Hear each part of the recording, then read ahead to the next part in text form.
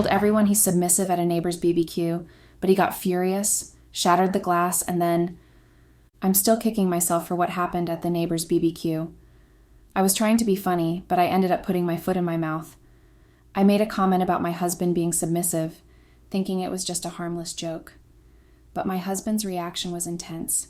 He got this look on his face like I had punched him in the gut. He slammed his fist on the table, and the next thing I knew, a glass was shattered on the ground.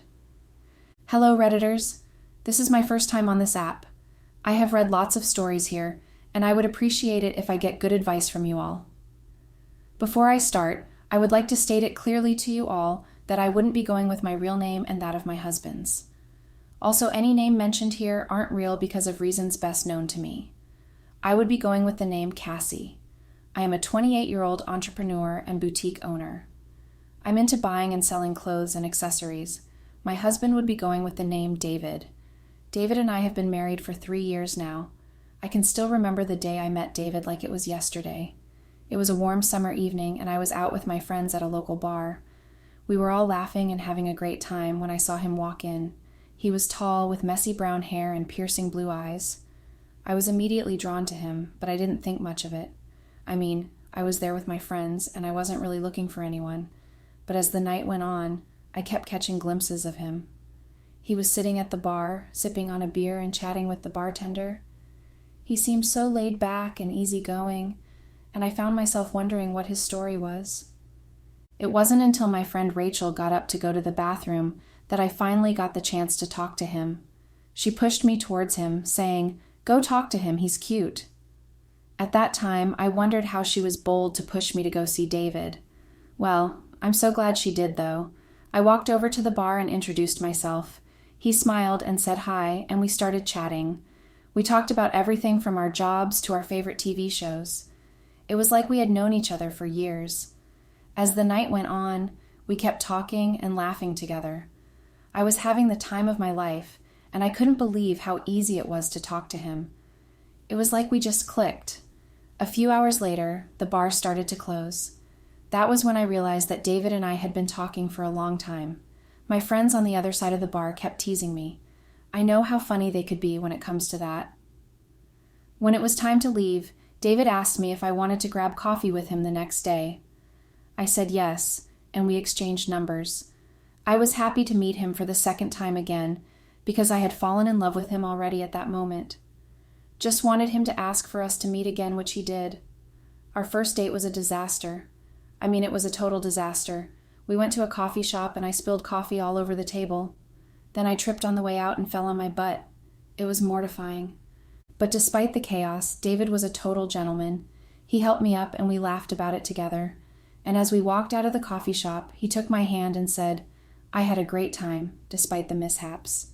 And I knew right then and there that I was in trouble. We started dating, we went on adventures, tried new restaurants, and explored the city together. It was like we were living in a dream world. Our relationship just kept getting stronger as days went by. We would talk for hours on the phone, sharing our deepest secrets and fears. We would cuddle up on the couch and watch movies together. It was like we were meant to be. This went on for a few months. And then, one day, David took me on a surprise trip to the beach. We walked along the shore, holding hands and watching the sunset. And as the stars started to come out, he got down on one knee and proposed. I was shocked. I had no idea it was coming. But as I looked into his eyes, I knew that I wanted to spend the rest of my life with him. "Yes, yes, 1,000,000 times yes," I screamed as he put the ring on my finger. We hugged and kissed, and I felt like I was on top of the world. We spent the rest of the night celebrating and the next few months planning our wedding. Our wedding day was perfect. It was a beautiful summer day, and the sun was shining down on us. We exchanged vows in front of our friends and family, and it was like our love was radiating out to everyone.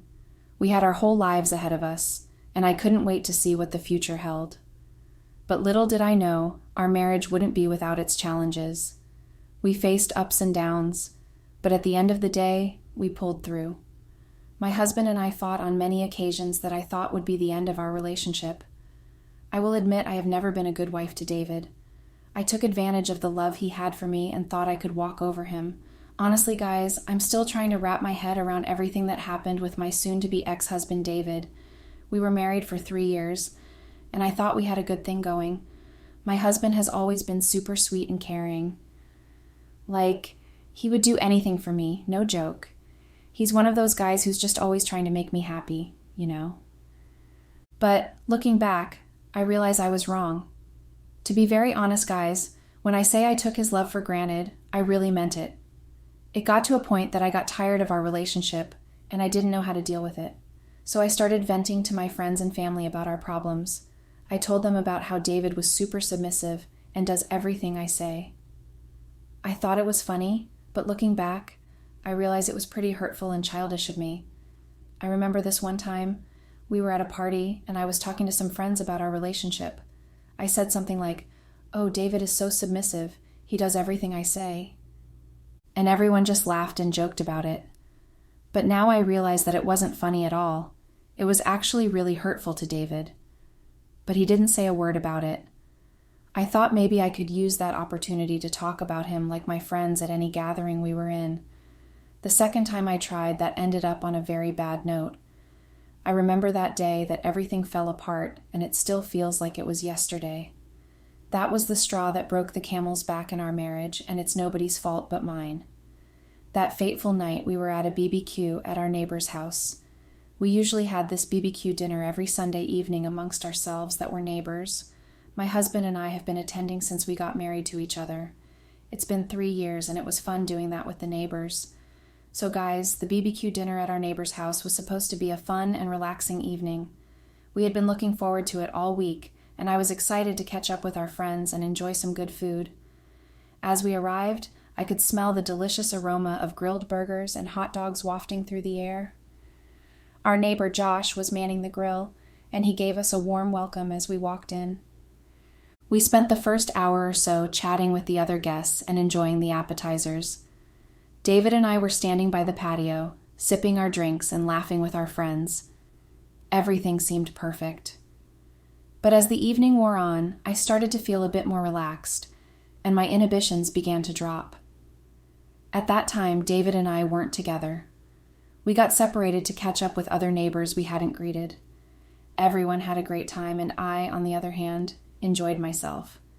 I'm sure even David, too, had a blast before the night turned sour for the both of us. Guys, what's BBQ without a drink to step it down? I had a few too many drinks.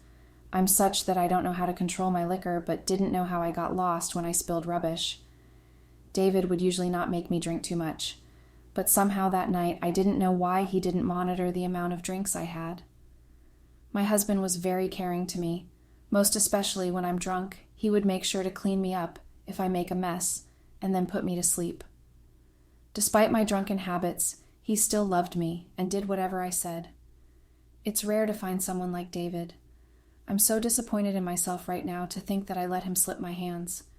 That night I got really tipsy, and I felt it within myself. But my husband wasn't there at that moment to stop me from doing something stupid. I started running my mouth about our relationship, and I told everyone about how David was submissive. I thought it was just a joke, but David was standing right there, and he heard everything. I wouldn't blame it all on alcohol completely, because I said what had been on my mind to say.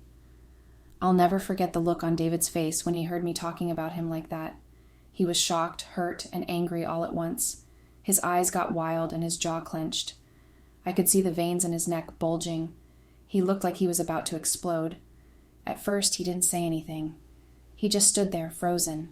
But then his face started to turn red with anger. I could tell he was thinking, how could she do this to me? He was hurt that I would humiliate him in front of our friends and neighbors. He took a step closer to me, his eyes blazing with anger. David got closer and asked me if what I just said was funny to me and told me to laugh if it was. I couldn't say anything but to watch him talk. Interrupting him at that moment would be of no use. David's voice was low and mean.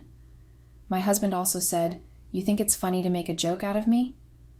I had no answers to any of his questions and didn't know what to do other than apologize just so we could move on from it. I tried to apologize, but he wouldn't listen. He kept talking, his words coming out fast and angry. He told me how I had been saying things about him for years, and how I had been making fun of him but didn't realize it on time. He told me that he understood what was going on and wouldn't take it any longer. His anger was intense. I felt like I was shrinking away from him. I could see the hurt in his eyes, and it made me feel bad. I realized too late that I had been taking him for granted. I had been using him for my own amusement without thinking about how he felt. At that moment, I knew I had gone too far. I had hurt him too much, and there was no going back. The people I was talking with tried to calm David down, but he told them to mind their business. He told them that if they had cared like they claimed, they wouldn't have laughed when I made a joke about him like that. They would have talked me out of it instead of laughing. Before I could understand what was going on at that moment, David slammed his fist on the table, and a glass shattered. It was like really loud and scary, and everyone just stopped talking and stared at us. I was shocked, I had never seen David like that before. He was always so chill and collected, but in that moment, he was like a different person. The sound of the glass shattering made caught me unaware. I screamed so loud, closing my ears with my hands. The other neighbors didn't understand what was going on. It took them by surprise and wondered what could make David so angry like that. Most of our neighbors knew how calm and gentle David was. They knew him to be someone that couldn't hurt a fly. David looked at me with so much anger and hurt in his eyes, and I knew I had gone too far. Just after that, he didn't say anything to me, though. He just turned around and walked away. I was left standing there, feeling like a total idiot. I didn't know what to do, so I just stood there, frozen. The neighbors felt concerned and wanted to know what had happened. They kept asking me questions, but I couldn't answer any of it. I was in a state of shock at that moment, trying to process everything that happened. I kept asking myself if that was the David I knew or got swapped somewhere else because my husband that I had known for 3 years wouldn't do that. I kept thinking of what to do, whether to go after him or not. I was really scared at that moment, guys, I won't lie. After much thought, I decided to go home. When I got back to our apartment, things really blew up. David was still fuming, and he told me that he couldn't believe I had shared our private business with everyone. He said he felt humiliated and embarrassed, and that he didn't know if he could ever trust me again. I tried to apologize, but he wasn't having it. He said I had been taking him for granted, and that I had been using him for my own entertainment. He said he deserved better, and that he wasn't going to stay in a relationship where he was constantly getting hurt and disrespected. I was shocked, I had never seen David stand up for himself like that before. He was always so passive and submissive, but in that moment, he was like a different person. He was strong and confident, and he wasn't going to let me walk all over him anymore. The fight went on for hours, but in the end, David told me that he wanted a divorce.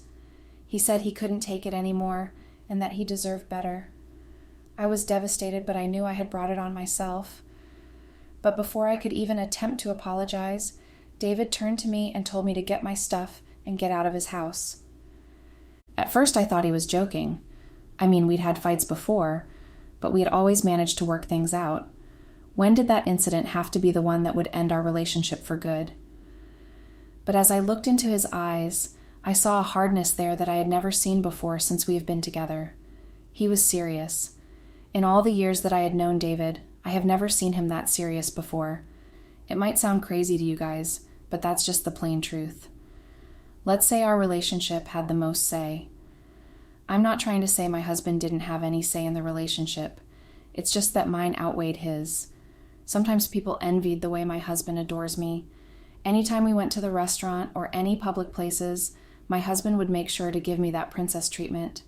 Some could not help but to stare at us and admire our bond, while some called my husband for being stupid to treat a lady like he treated me because it was extra.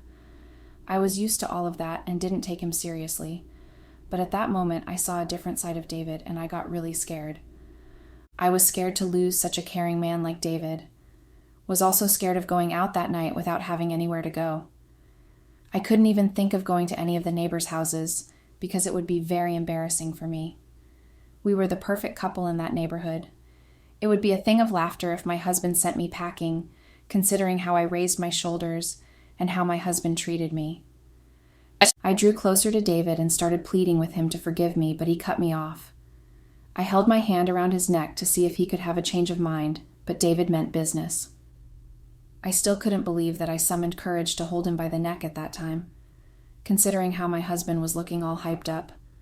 I was happy that he didn't use me as a punching bag that night. If not, I wouldn't have been able to come here to see you guys' advice. So guys, my husband pulled me away from him and told me to just get out of his house and his life, and said he didn't want to look at me at that moment. He also said that he didn't want to talk to me or have anything to do with me again. David walked to the door and opened it. He told me to leave his house and threatened to call the cops on me if I wouldn't cooperate. I felt a lump form in my throat as I realized that he was really kicking me out. I started to panic, thinking about where I was going to go, what I was going to do.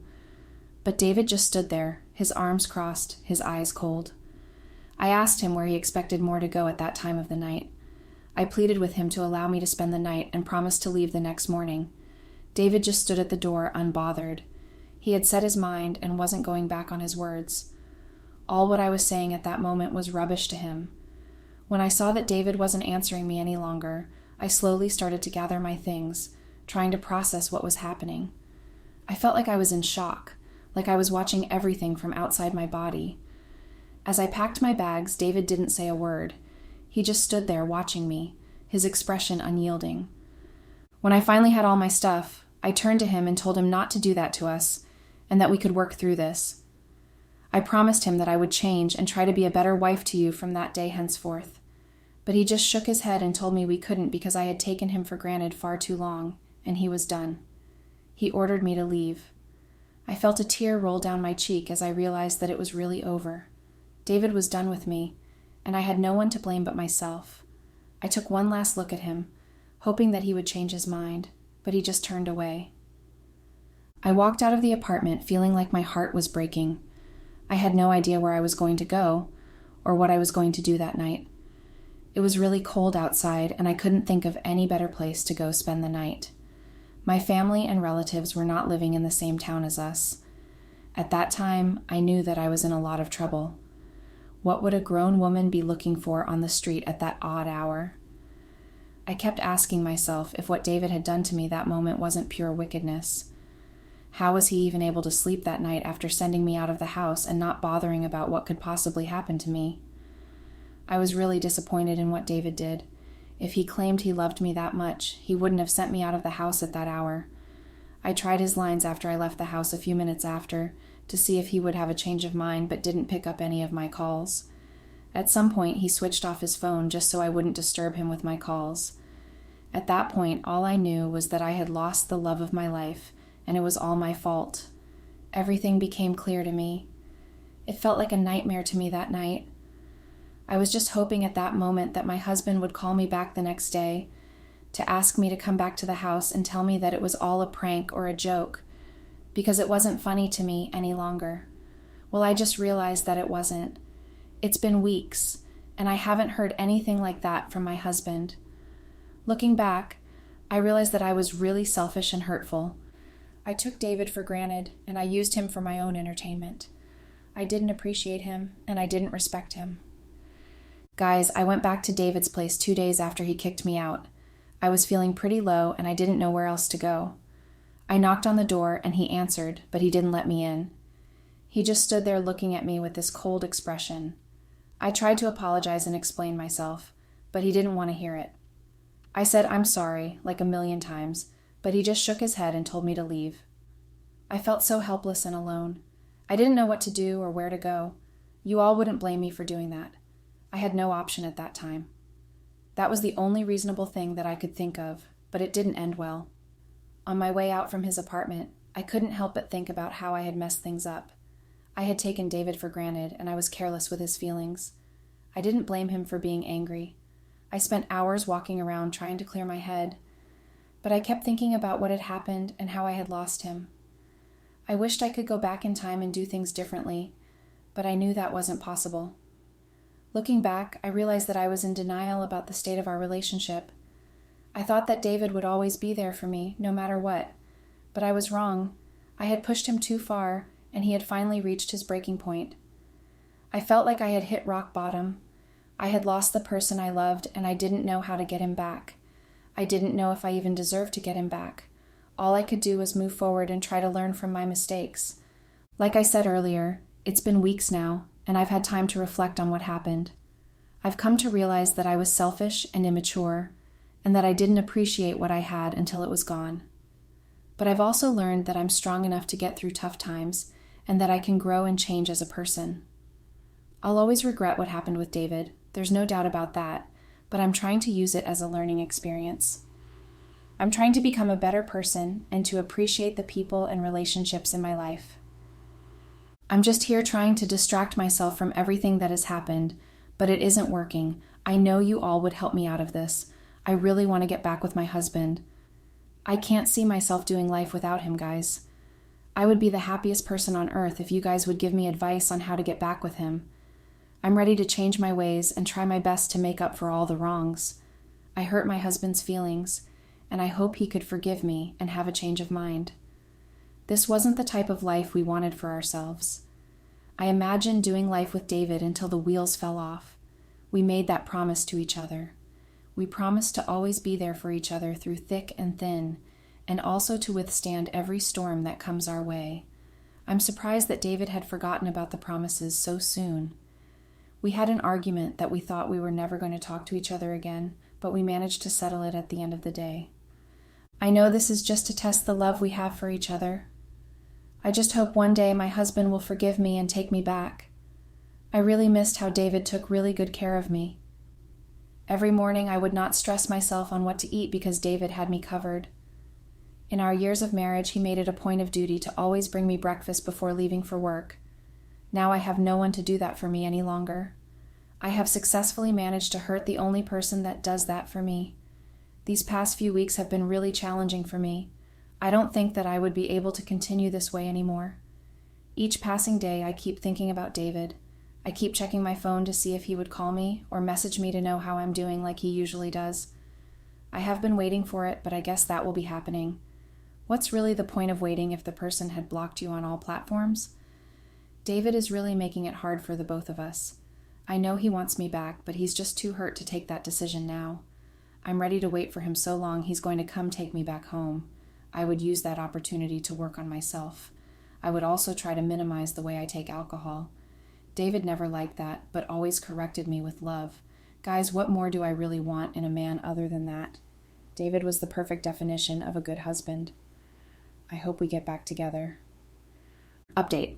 It's been a year now, and I'm still trying to process everything that happened. I'm still trying to come to terms with the fact that I lost the love of my life, but I know I deserved it. I know I was wrong, and that I hurt David in ways that I can never fix. All I can do now is try to learn from my mistakes. I can try to become a better person, and I can try to appreciate the people in my life. I can also try to be more empathetic and understanding, and I try to communicate better. But for now, all I can do is sit here and think about what could have been. I could have had a happy and healthy relationship with David, but I blew it. I took him for granted, and I lost him. And now all I'm left with is regret and sadness. David filed for the divorce and had it sent to me through our family lawyer. I wasn't comfortable with the terms of the divorce, and so I took it to court. David was very interested in taking it to court when we met at the office of our lawyer. He asked me if I had enough money to hire a good lawyer because it was going to be a long ride for me. Guys, at first I didn't understand what David meant by that. Not until during the divorce proceedings. The divorce proceedings were a nightmare. I don't think I've ever felt so lost and alone in my life. It was like my whole world was crashing down around me. We started by filing the paperwork, which was a surreal experience. I mean, who thinks they're going to be filling out divorce papers when they're in their 30s? It was like a punch to the gut. I kept thinking that it was all just a bad dream, that I would wake up and everything would be okay. But it wasn't a dream, it was my reality. Then we had to go through the whole mediation process, which was just as painful. We had to sit in a room together and discuss how we were going to split up our assets, our debts, and our lives. It was like we were negotiating a business deal, not ending a marriage. I felt like I was losing myself in the process, like I was just a shell of the person I used to be. I remember one session in particular where we were discussing the house. David wanted to keep it, and I didn't have a leg to stand on. I had given up my career to raise our family, and I didn't have any income of my own. I was completely dependent on David, and he knew it. He used that to his advantage, and I ended up getting nothing. Not a single thing. No house, no car, no savings. Nothing. I was left with a mountain of debt and no way to pay it off. I felt like I was drowning, like I was suffocating under the weight of it all. The mediator tried to help, but it was clear that David had all the power. He had the money, he had the assets, and he had the upper hand. I was just a pawn in his game, and he was willing to do whatever it took to win. As the mediation process dragged on, I started to feel like I was losing my mind. I was anxious and depressed, and I couldn't sleep at night. I felt like I was trapped in a never-ending nightmare, and I didn't know how to escape. Finally, the day of the court hearing arrived. I was nervous and scared, but I knew I had to be strong. I stood before the judge and answered his questions, trying to hold back tears. David was calm and collected, like he didn't have a care in the world. I was very emotional at that time. My eyes were all swollen up, and I looked like an old woman in her 80s. Even an old woman in her 80s would take very good care of herself to look good. At that time, looking good wasn't my utmost priority. I was bent on winning the divorce case, but didn't know how to go about it. No funds whatsoever to find it. The lawyer I hired didn't even help any matters. After everything, I still don't get anything from the divorce. I should have known I wouldn't have stressed myself out the way I did. I should have just signed the divorce papers quietly and have it sent back to David. When the judge granted the divorce, it felt like a weight had been lifted off my shoulders. But it was a short-lived feeling. As soon as the judge banged his gavel, David's lawyer stood up and started talking about the terms of the divorce. And that's when it hit me I was getting nothing. No alimony, no child support, because David and I had no child during the time we were together. No division of assets. Nothing. I was on my own, with no safety net and no way to support myself. I felt like I had been punched in the gut, like all the air had been sucked out of me. As I left the courtroom, I felt like I was walking into a void. I had no idea what the future held or how I was going to survive. I felt like I was starting from scratch, like I was a teenager again, with no direction and no purpose. The days and weeks that followed were a blur. I was in a daze, trying to process everything that had happened. I felt like I was grieving, like I had lost a part of myself. And in a way, I had. I had lost my marriage, my home, and my sense of security. I was left with nothing but debt and uncertainty. I wish I could go back in time and do things differently. I wish I could have been more considerate and respectful of David's feelings. I wish I could have appreciated him more and valued our relationship more. But I know that's not possible. All I can do is move forward and try to be a better person. I can try to learn from my mistakes and use them to make myself a better partner in the future. It's hard, you know? It's hard to admit when you're wrong, and it's hard to face the consequences of your actions, but I know that's what I have to do. I have to own up to my mistakes, and I have to try to do better. I have been working on myself and my character most especially. I have also quit my bad habits of taking alcohol, and I have been doing really well. It's been 4 months since I last took alcohol. I'm glad that I'm improving. Not in my next life will I ever treat a guy like the way I treated David. I'm not really proud of what I did. I have beaten myself too hard on it already. I'm trying so hard to forget about everything, but it isn't working. The comments from here since the last 1 year have not been funny to me. You guys are mean. I can't believe you all would say nasty things to me like that. You guys' comments are one of the things that isn't making me heal from the whole thing that happened. To think that most of you guys are happy about what happened between David and I is crazy. I thought you guys were to give me advice to solve my problem of not adding salt to the already peeled wound.